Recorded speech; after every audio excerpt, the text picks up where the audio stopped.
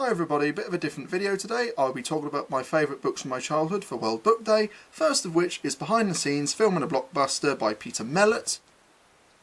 I borrowed this many years ago from the local library, enjoyed it so much that I later acquired my own copy. It talks about going to the cinema, but most importantly it talks about everything related to the filmmaking process, including pre-production, so things like storyboarding and of course the script writing itself, going on location, lighting, stunts, set design and building the sets, special effects, CGI, sound design including the music and Foley, the editing itself, post-production to use its actual name, the premiere of the film and all the merchandising related to it.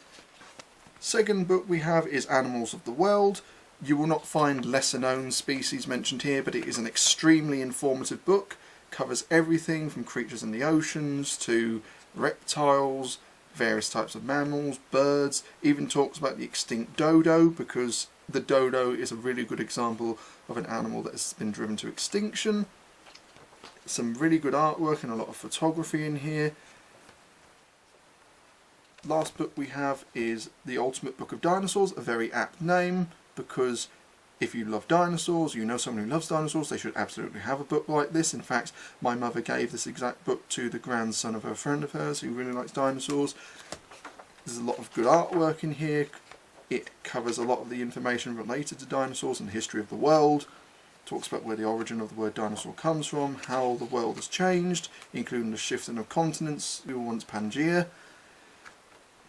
It talks about how we crawled out the oceans, how life was created.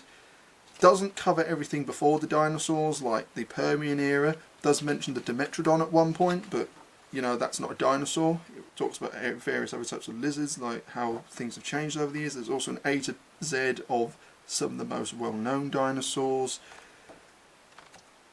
Although I would argue there are a couple that are a bit lesser known, but some really good artwork, as said.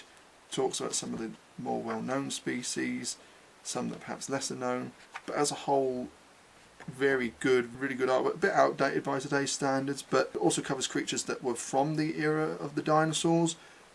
Talks about dinosaur extinction, again talks about Dimetrodon briefly. Theories of extinction,